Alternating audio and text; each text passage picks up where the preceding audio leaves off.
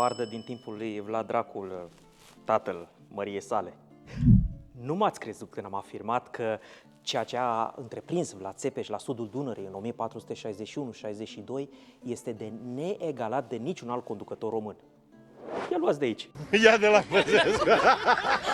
Cine a mai operat aproape jumătate de ani pe teritoriul inamic până la război de independență din 1877? Cine a mai scufundat o flotă inamică, nu mai zi măcar o singură navă inamică, până la scufundarea de către marina română a distrugătorului Moskva, în fața Constanței, în anul 1941? Cine l-a mai scos atât de mult din pepeni pe sultanul otoman, încât acesta să-și pună pe hold toate operațiunile, toate prioritățile anului respectiv, doar pentru a-i acorda prioritatea absolută unui român? La final însă, situația a scăpat cu totul de sub control. Primele efecte.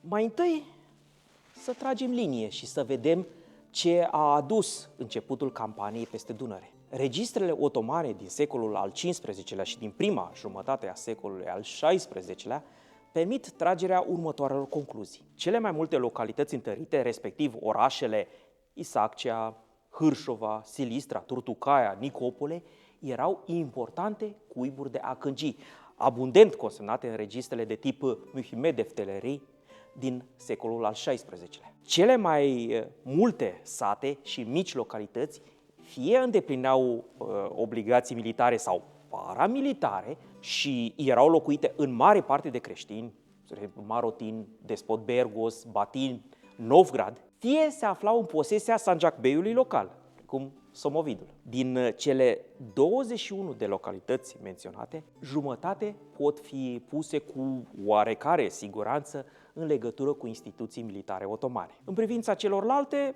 în special a celor din Dobrogea actuală, lipsesc orice date ajutătoare. Registrele din secolul al XVI-lea nu permit tragerea unor concluzii asupra unor realități cu mai bine de un secol în urmă. Strategia lui Vlad Țepeș trebuie să fi fost motivată fie militar, fie economic, fie politic, fie de toate la un loc, în funcție de localitate. 8 dintre localitățile atacate erau situate la cele 12 cele mai importante vaduri ale Dunării: Brăila Isaccea, Hârșova, Silistra, Marotin, Turtucaia, Ruse, Sviștov și Nicopole. Că distrugerile acestor puncte nu erau ireparabile o demonstrează trecerea de către otomani a fluviului pe la turnul Nicopole, adică fix în regiunea unde Vlad și omul lui Neagoe își concentraseră atacurile cu jumătate de an mai înainte. Este posibil ca trupele valahe să fi folosit cel puțin o parte dintre aceste vaduri pentru surprinderea din mai multe direcții a localităților situate pe malul Dunării, împiedicând astfel fuga locuitorilor. Cu privire la pierderile umane ale otomanilor, cifrele furnizate de Vlad în celebra sa scrisoare din 11 februarie 1462 par desigur exagerate dacă le corelăm cu cele oferite de registrele otomane de la sfârșitul secolului al XV-lea. O comparație cu provinciile otomane vecine contrazice argumentul că registrele în cauză ar reflecta, de fapt, situația demografică rezultată în urma atacurilor valahe. Sanjacul de Nicopole, ținta principalelor atacuri, cuprindea chiar mai multe gospodării, hane, decât cel din Vidin, care beneficia de o poziție militară și economică chiar mai avantajoasă. Nu fusese atacat de Vlad, dar era la fel de mare ca întindere. La fel este de considerat faptul că nu malurile Dunării, ci interiorul Bulgariei, cu precădere regiunile riverane rutelor comerciale și de comunicare, erau cele mai populate.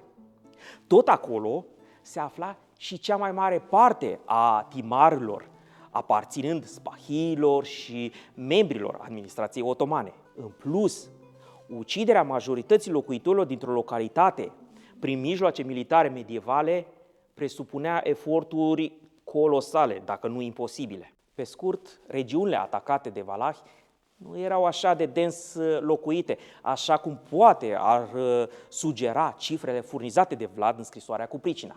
Chiar dacă în cazul unor localități precum Marotin, numărul celor uciși se potrivește cât de cât cu numărul locuitorilor consemnați în registrele otomane, în alte cazuri, precum Sviștov, numărul victimelor depășește de multiple ori datele furnizate de registrele otomane. Din păcate, o comparație mai exactă nu poate fi efectuată, paginile de început ale celui mai vechi registru otoman al regiunii fiind pierdute și odată cu ele data exactă a întomirii sale. Cei mai mulți cercetători au plasat registrul în perioada dintre 1458 și 1479. O comparație cu alte localități neatacate de Vlad, precum și cu situația demografică din a doua jumătate a secolului al XVI-lea, când pierderile de populație fuseseră deja nivelate, arată că cifrele oferite de acest vechi registru reflectă o situație cât se poate de normală. Nu observăm, deci, absolut nicio catastrofă demografică. Cum este de bănuit că atacurile au fost îndreptate cu precădere către ținte strategice, adevărata dimensiune a distrugerilor trebuie să o căutăm în altă parte. Ca să o putem aprecia, trebuie să vă reamintesc cum funcționa aparatul militar otoman local. Adevăratele distrugeri. Cum observ însă că nu vă mai puteți lua ochii de la noul meu costum, vă promit că dacă stați alături de mine următoarele 3 capitole cheie, vă voi dezvălui croitorii. Parte din ei colegi de breastră, ori pasionați de istorie. Da, m-ați auzit bine. Ei bine, celula de bază a organizării temuților Akâncii, ca de altfel și a celorlalte instituții militare locale, precum Voinuc și Martoloz, cu care împărtășeau multe asemănări, era Ogeacul sau Gânderul, care, în funcție de context și de relevanța strategică a regiunii, era compus din 3 până la 30 de oameni. Dintre aceștia, doar unul era membrul activ, Eșchingi, care presta slujbe militare, deopotrivă ofensive și defensive, iar restul erau Yamaki, asistenți ce trebuiau să-l susțină financiar și logistic pe membrul activ. O localitate precum Marotinul, spre exemplu, aflată lângă un important vad al Dunării, probabil nu punea la dispoziție decât 1 până la 2 eșchingii. Atacurile lui Vlad trebuiau așadar să afecteze în primul rând pe Yamaki. Fără ei, Ogeacul nu mai funcționa, neputând întreține niciun participant la o eventuală reacție otomană împotriva trupelor lui Vlad. Sau nu mai puteau întreține sau deservi instalațiile vadurilor, precum docuri, plute, barje și alte ambarcațiuni. Chiar dacă Eșchingiul reușea să scape din calea trupelor valahe, acesta era lipsit de mijloacele materiale necesare participării la vreo campanie. Cai, merinde, echipament complet și bine întreținut, muniție, etc. Să nu mai spun că membrii unui Ogeac sau Gânder erau de obicei rude, ori întrețineau relații foarte apropiate între ei. Reacțiile beilor de margine. În acest mod putem interpreta și scrisoarea negustorului Cezare din Florența, care relatează că la chemarea beiului local, probabil prin februarie-martie, nu a apărut nimeni, pentru că, spune el, tuti se ne fugie. Și această scrisoare schimbă totul. Descoperită de echipa noastră în arhivele de la Mantova, ea acoperă o perioadă cu totul necunoscută din cariera militară a lui Vlad Țepeș și rezolvă o situație contradictorie. Până acum se bănuia că după operațiunile din iarna lui 1461-62, care au condus la distrugerile despre care v-am tot povestit până acum, Vlad și-ar fi trimis acasă trupele. Însă, din punct de vedere logistic, o asemenea decizie nu ar avea niciun sens, fiindcă trupele se mobilizau extrem de greu. ori Vlad nu se aștepta chiar deloc ca otomanii să reacționeze militar prea curând. Văzuse că beii otomani nu fac nimic și se culcase liniștit pe ideea că este în siguranță pe tot parcursul anului 1462? Trupele beilor de margine erau specializate însă în războiul mărunt, chevauché în franceză sau Kleinkrieg în germană, adică în incursiuni repetate, dar de mică anvergură, menite să macine nervii și resursele adversarilor. În anii 1470-1480, Matia Corvin a copiat acest sistem în Ungaria și l-a aplicat împotriva acângiilor din Serbia și din Bosnia. Să-l fi pus Matia pe Vlad cu un deceniu mai înainte să facă același lucru în Bulgaria? Sau Vlad a venit singur cu ideea de a-i combate pe otomani cu propriile lor arme? Scrieți-ne ce credeți mai jos în comentarii. O campanie mai lungă decât se credea.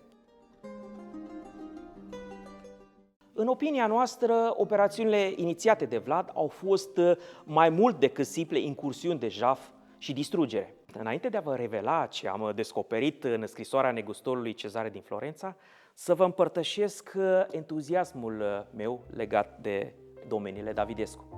Vă prezentăm produsele de pe domeniile Davidescu, repet, până nu voi mai avea apă în gură. Numai și numai fiindcă suntem absolut fascinați de ele. Nu facem reclamă decât la ceea ce ne place nouă înainte de toate.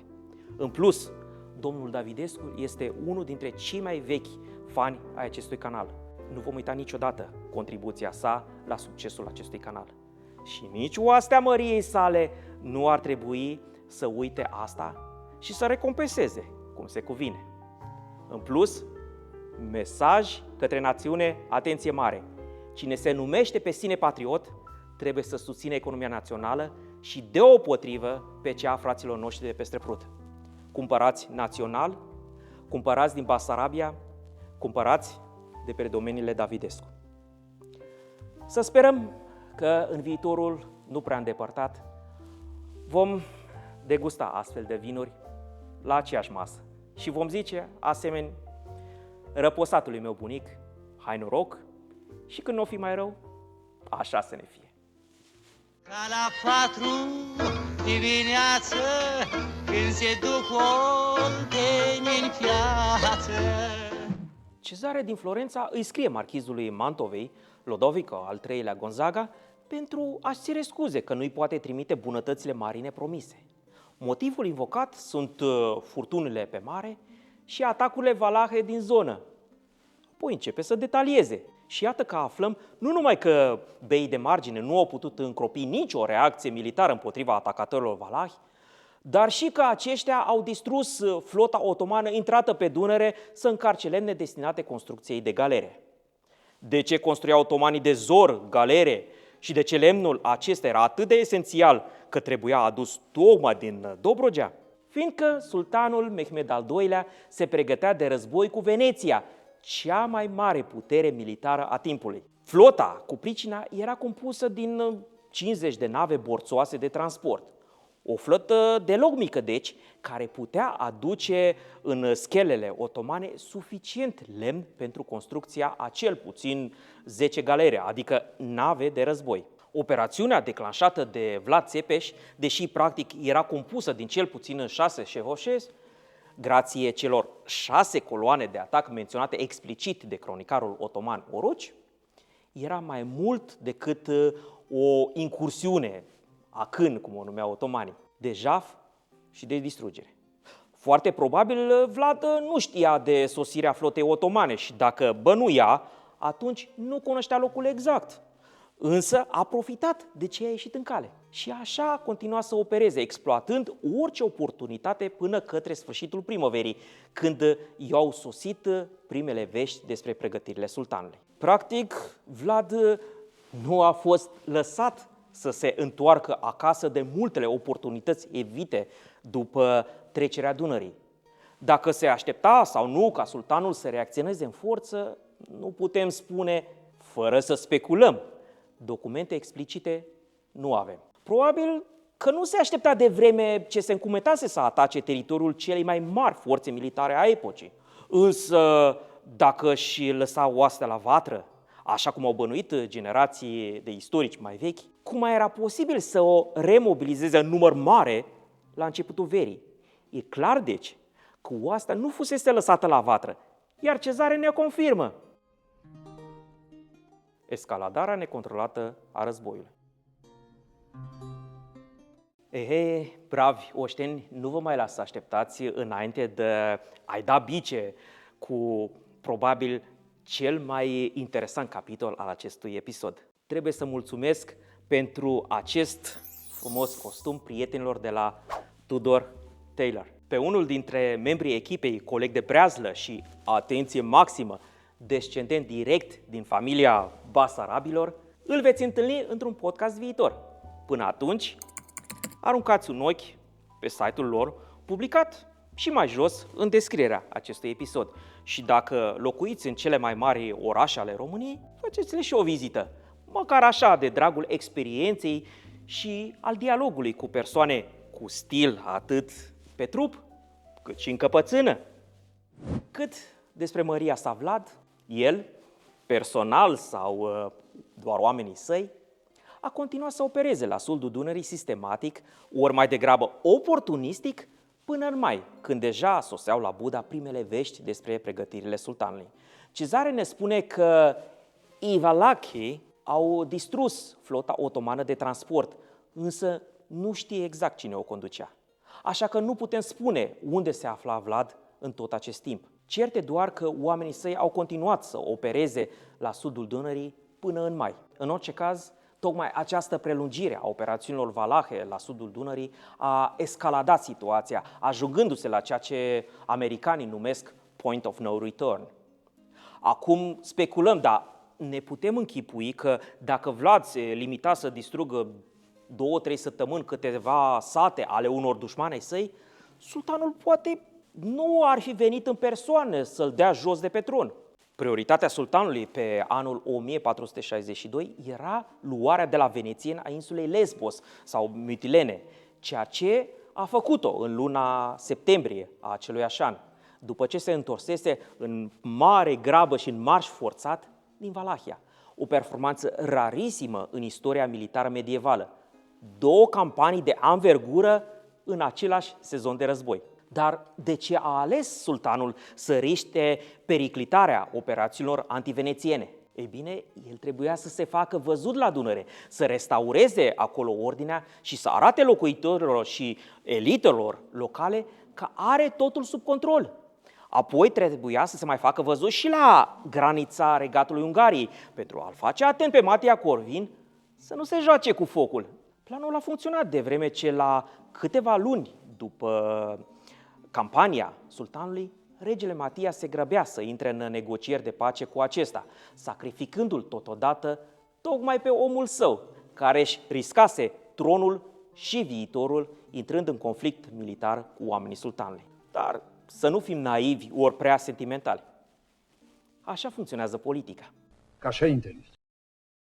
Încheiem aici mica noastră serie dedicată celei mai spectaculoase, mai complexe, dar și mai puțin cunoscute campanii militare din istoria medievală românească. Scrieți-ne mai jos în comentarii dacă ați dori să continuăm și cu reacția sultanului, în câte episoade să o facem și ce aspecte anume să atingem. Sunt Adrian Gheorghe, membru al proiectului internațional de cercetare Corpus Dracolianum, care se ocupă cu strângerea, editarea, traducerea și, bineînțeles, interpretarea tuturor izvoarelor de orice natură și de orice proveniență de la și despre Vlad Țepeș Drăculea. Ca devotat logofăt al său, vă transmit urarea cu care Măria Savlad obișnuia să-și încheie scrisorile slavone. Și Dumnezeu să vă veselească. Amin.